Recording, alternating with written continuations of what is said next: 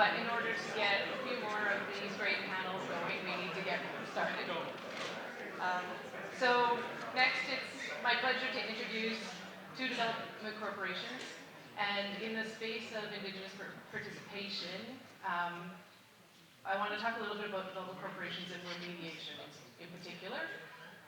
Today we have Ron Garchor, CEO of Carmex Development Corporation, and James Mooney, Carcross Taggage Group of Companies.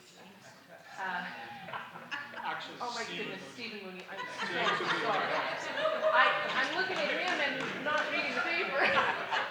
She did this to me about a week ago. I did this twice. Oh, that's bad. I need another cup of coffee. It's early. So, thank you both for taking the time and a little bit of entertainment to participate in this session. These sessions are intended to share your experience, opportunities with the attendees. We'd like to talk about the involvement of Indigenous business and development corporation participation in mine remediation projects. I think we all can agree that much has changed since the remediation sites represented here today were operated and authorized, not the least of which is Indigenous business participation. So let's talk a little bit about how this is changing. First, I would like each of you to do a short introduction of yourself and your role within your organization. Ron, you want to start? Sure.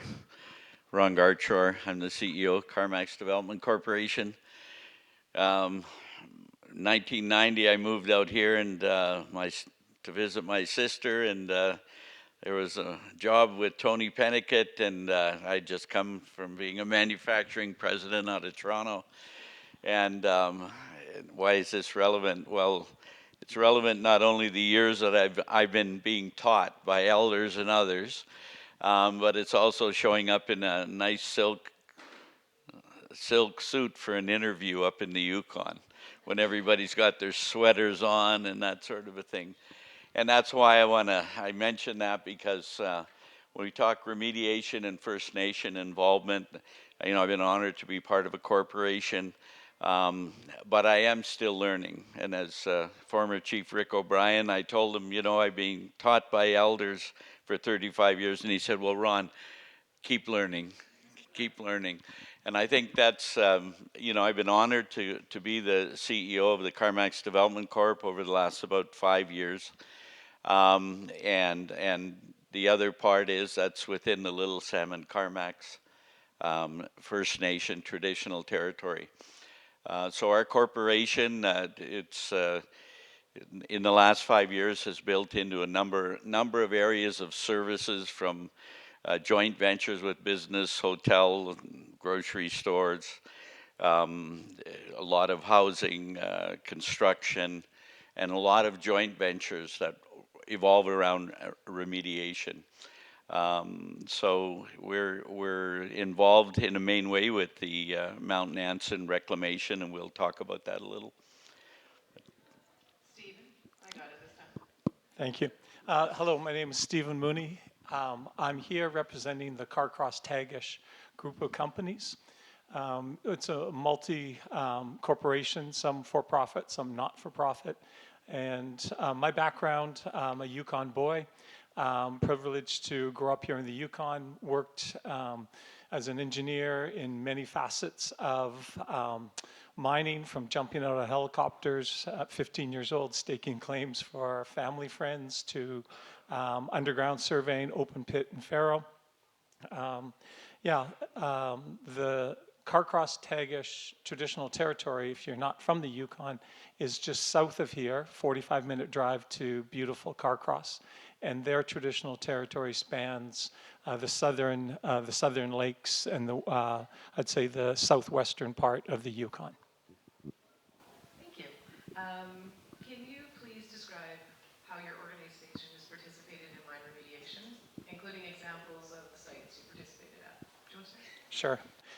So the two sites that I'm here to talk about today are Venus along the South Klondike Highway, south of Carcross, and AGS, and that's the Arctic Gold and Silver Mine that's up on Montana Mountain. So when you drive into Carcross and you see that beautiful mountain, Cheshki Shah, About 3 Ks up that way is the AGS mine.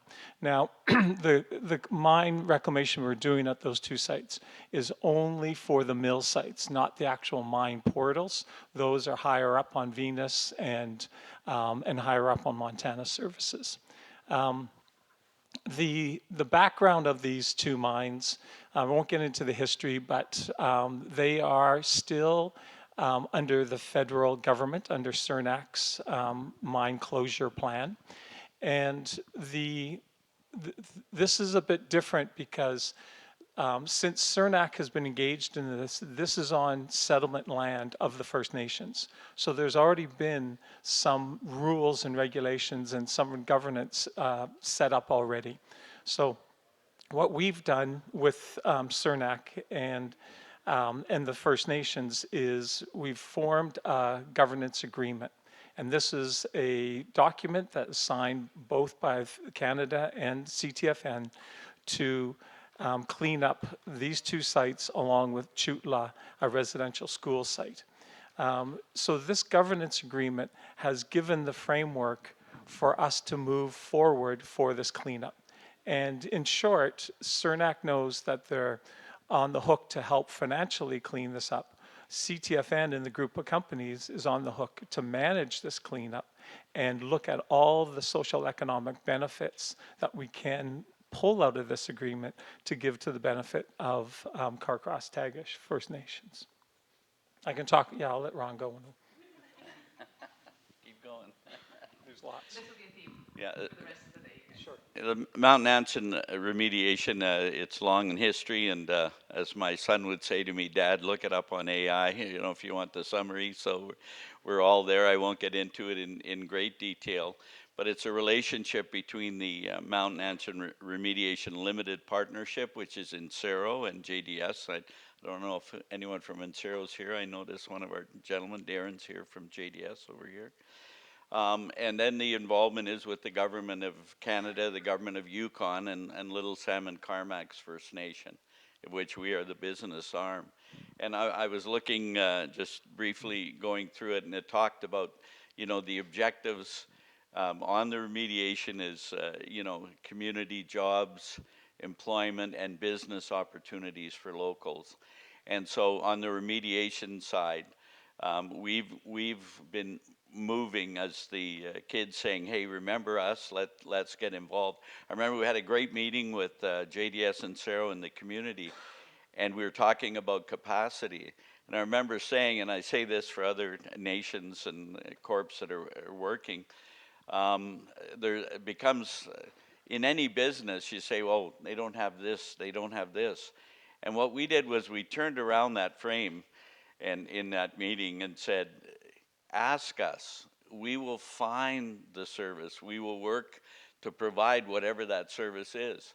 And I think now, you know, we're involved with on fuel services. We're involved with the trucking on the road, which, remember, I don't know if he's here, our Challenger friend, Joe Isles said, texted me and said, all the hunters said that's the best the road's been in years, because we did that little extra and we worked together.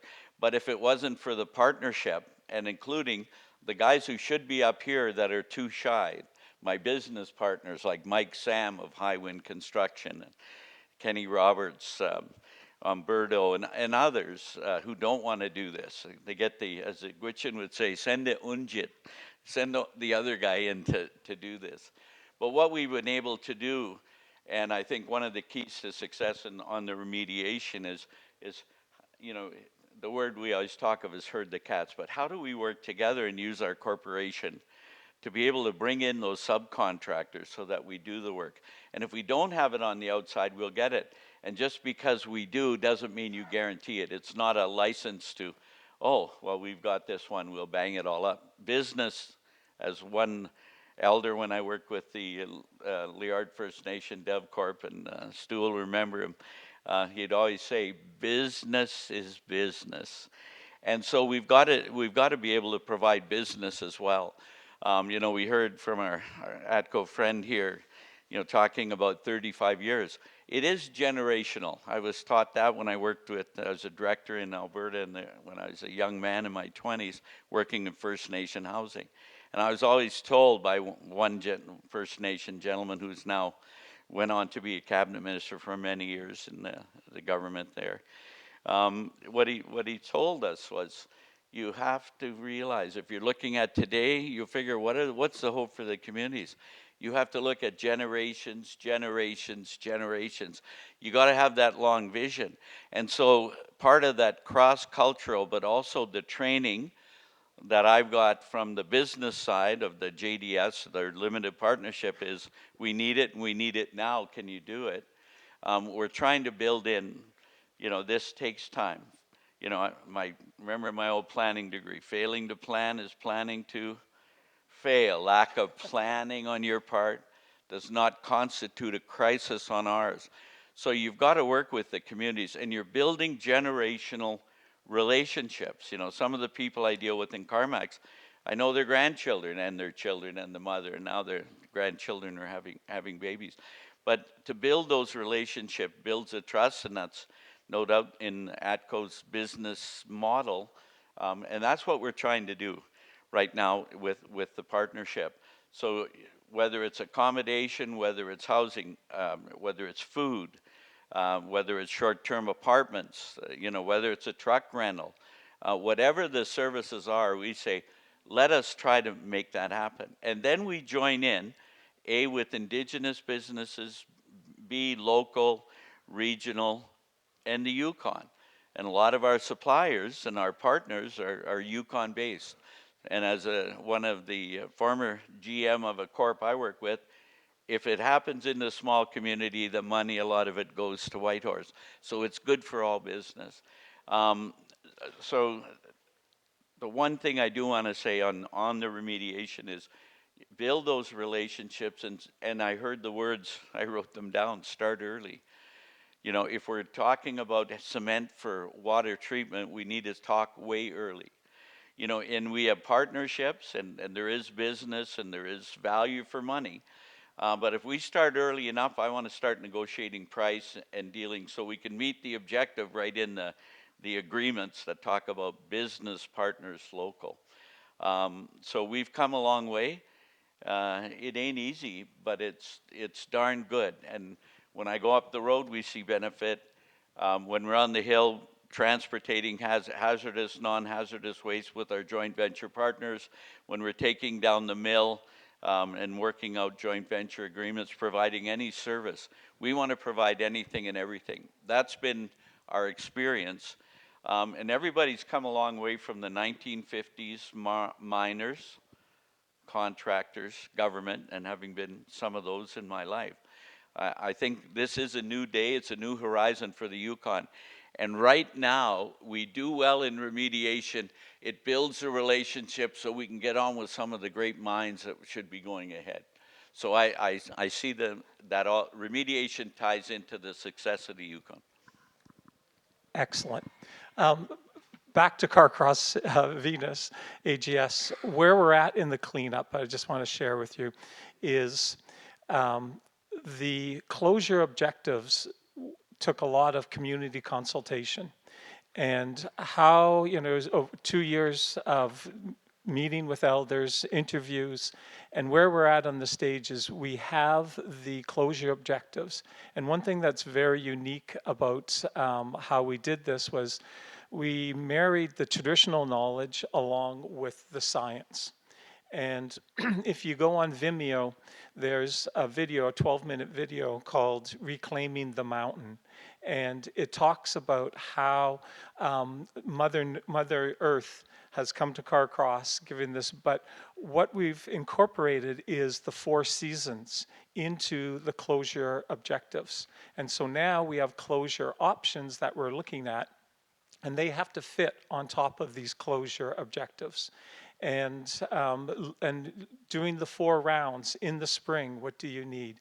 In the winter, we need to go back to sleep. We need to rest.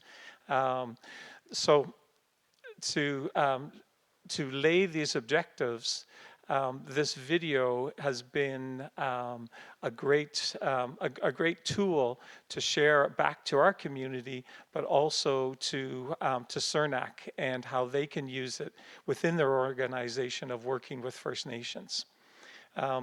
Now, as we move forward with this government agreement signed, we have an operations committee, which is 3 representatives from Carcross, 3 from CERNAC, and we are the boots on the ground. We are the ones making sure the monitoring is happening.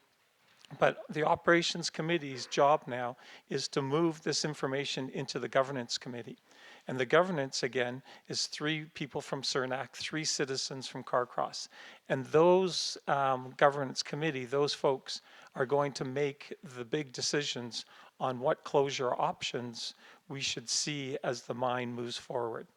And so right now we have an RFP that just closed. We're evaluating this with local engineering firms to take us into the next 7 phases of this mine closure. So groundwork, and then looking at the options, helping out with budgeting, and then these options, along with all the information that the operations committee is doing, feeding that up to the governance committee. And then those 6 people are going to make the decisions on one option, and then we'll take that one option and move it forward through design, permitting, and then closure. I really love how this group works. That's answering the next question, which I haven't even asked. So, boy, these guys are training fast. I'm going to save you 5 minutes. The excitement is there. So I'm going to briefly state the 3rd question and 4th question, and then I'll ask you each to watch the clock and take your 4 minutes. I wish I could give you a whole day, because obviously these things are that exciting. So the question 3 was, what do you believe makes for good governance and collaboration? And I think, Stephen, you definitely hit on many of those topics. And the second part of that is, what are the future opportunities that you see as it relates to remediation reclamation? And I think you did touch a bit on that from this one. So I will give it over to whoever wants to take it first for the first 4, and clock's back. I'll take it. James, thank you. No, that's James. So the future. Actually, no, I'll step back and workforce development. You can't do anything in the Yukon without workforce. And this whole program, part of the government's agreement and what we signed with the federal government is this opportunity, Indigenous opportunity considerations. And those are 4 elements of the social economic impact to the community. So direct investment, looking at how we can hire contractors, training, and then the 4th one, scholarships and further education. And when you look at those 4, it is not just about CTFN citizens and the benefit. What we're trying to do is grow this workforce, but I want to see these CTFN citizens work for these engineering firms in 3 to 5 years. So if those scholarships are available, we will try to find those citizens that we can train. And you have to start small. And I'll give you a classic example. We have, if anyone's familiar with Carcross, beautiful mountain biking trails. A single track to success is where we pulled kids off the couch and got them on the trails because they love mountain biking. Well, those kids now are up every summer. They're building more trails. They're maintaining the trails on Montana. But every time we have a training opportunity, we take those kids off the trail and we put them in the classroom. And the first classroom we had was on water monitoring and soil sampling. That class, it bored the hell out of those kids for 2 days because they were in the classroom. But then we took them out into the field, and at the end of this, 4 days, 2 of them kind of put their hand up and said, that was kind of pretty cool. I don't mind doing this. Boom. This was 4 years ago. Now, Shane Wally and Vince are our 2 main guys that are doing the monitoring along with consultants that we've hired. So now, this summer, we had to bring in a bobcat and a skid steer excavator to build some mountain bike trails. Well, we partnered with Yukon U. They partnered with Bobcat, and we put on a week-long course for these 6 kids from 13 to 18 that and we doubled the insurance on the equipment. And Yukon U, through our other guys, we have 5 certified kids that are certified in a Bobcat skid steer and an excavator. And so now, backup, we're doing small snow removal contracts in Carcross. Well, I've got 7 staff now. I'm 7 deep of, of backup that can run those skid steers and that excavator. So the lessons on this is it is patience. We mentioned that in the first in the first chapter, first talk. It is you've got to look for ways to educate those the workforce, and then you have to have that social mechanism behind them to support them. When they're not at home and they're on the trails, we've got them. But when they leave the mine site, leave their job, they're back at home and they're influenced by other things. So you need to understand where they're coming from and provide those services. Now, future. AGS, it's up in the mountain. It has an unnamed lake. The future of that project is a potential small hydro project. That creek drops 100 meters, no fish. There's a potential of a hydro project in Carcross. And that's the kind of tickets and the kind of things that we look for. It's not just the mine cleanup, it's what can we do after that. And in Carcross, Teshki Shaw, it's a breadbasket, and they talk about breadbasket in animals, berries. Well, we're also looking at that as energy and generational wealth coming back to the community. So those are some of the long-term projects. Thanks. 3.5 minutes. I set my timer.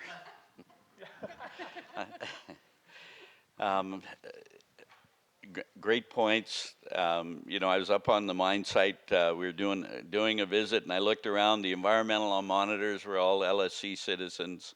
I looked over at one of the supervisors on site there, Nelson, and he's also on council, so he's my shareholder.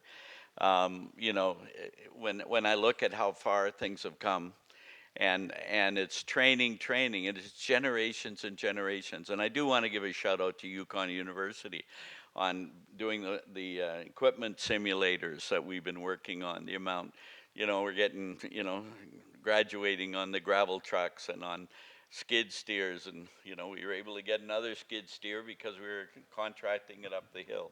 And so it's building, but it's those little building blocks. And you're going to lose people because they'll go work for Pelly Construction or they'll go somewhere else. But you're building that. So I think that's one of the biggest things. This is generational. Don't look at the community of where it's at. I look at many years ago, and I see the good things happening. We've got some extra challenges now with this zombie drugs and all the terrible things that are out there. But the communities we need to continue to make them strong and build that relationship and have patience with it. On the remediation move forward, and a good example of a company taking the right step, Cascadia talked to us. There was we won't talk about your company, but a recent purchase near Minto on our land, near good category, land for hopefully future possible development. But they're talking to us now to do the remediation on Cascadia. They're getting involved right at the start. And what it is even the generations, you go back to the land claim, it was the geologists with the negotiators back then selected land that were excellent copper gold areas. There's a reason. And then there's areas that you've paid a price, you're remediating, but then there's potential for mining there, like a Rock Haven, good copper gold, or Cascadia has a good property there. But if we work it together and build it right, we do the remediation right, and then we do it right, so we're not going to have to mitigate as much as was done in the old style. So I see, I'm very optimistic in the future. Hold on, and the stars are lining up for the Yukon. I just need another 50 years, but I got to get back to my semi-retirement after this gig. So, thank you very much. I heard a couple things there. Be patient, meet people where they are, and plan your remediation early. Are those fair takeaways? And plan them with the nation, and many other great things. I want to thank you both very much for spending your time here today. As you guys can see, there's a